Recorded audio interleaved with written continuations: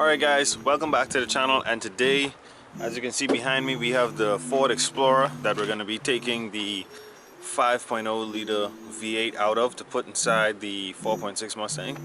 And the first thing I'm going to do is I'm going to take off this hood.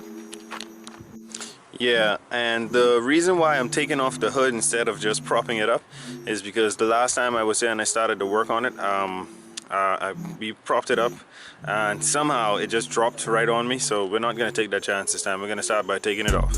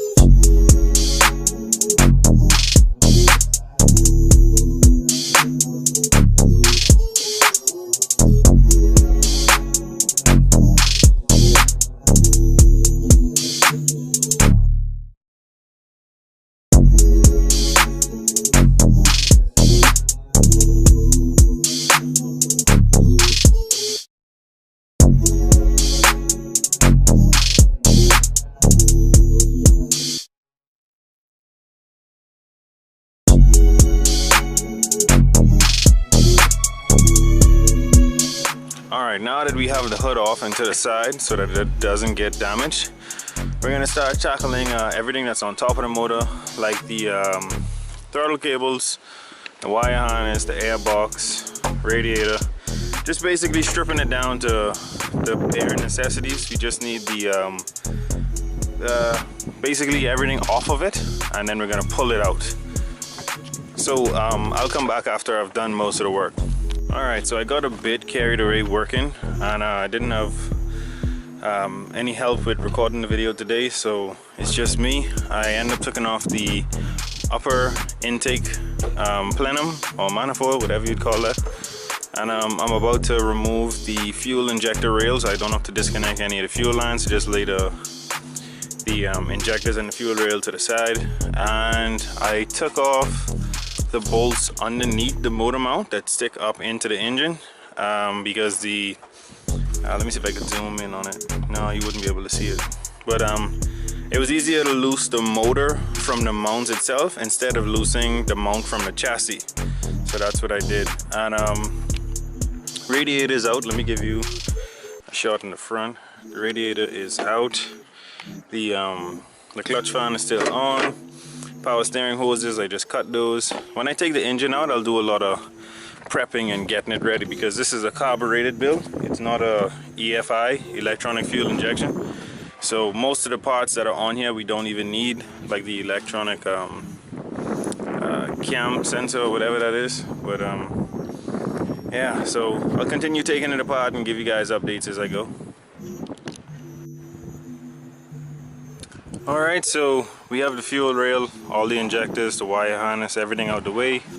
All rubber hoses are disconnected, heater core hoses disconnected, all engine grounds disconnected, engine motor mounts, like I said before. I think there's one AC line down here that I have to disconnect, probably while I'm pulling the motor up. But if you look, I have the whole motor just rocking on the mounts. I actually don't have my engine lift today, so I'll have to wait until tomorrow to get it. So that's when we'll continue this video. But for now, I'll just close this stuff up, put the hood, rest the hood back on top, and we'll get back to it tomorrow. Alright, so it's a bit windy. I hope you guys can hear me. Basically, this is day 2. I skipped ahead. I did a lot of work, trust me.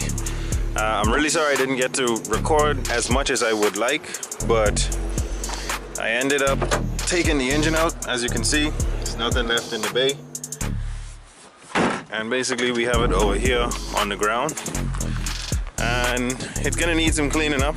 It's got rust all over it, but I'm really hoping that we could salvage it and just basically use it to beat on. It's just a junkyard build. We won't be going with these headers. These are for the Jeep. We'll be getting the motor mounts as well. And this oil, that oil setup is not going to be used either. So we're going to figure out a few things. But basically the 5.0 is out, which is the first part of my video. And I'm going to have several parts to this build. It actually is going to be carbureted. So all of the fuel rail, the injectors, even this manifold is not going to be used again. We have a carbureted manifold that we're going to be using.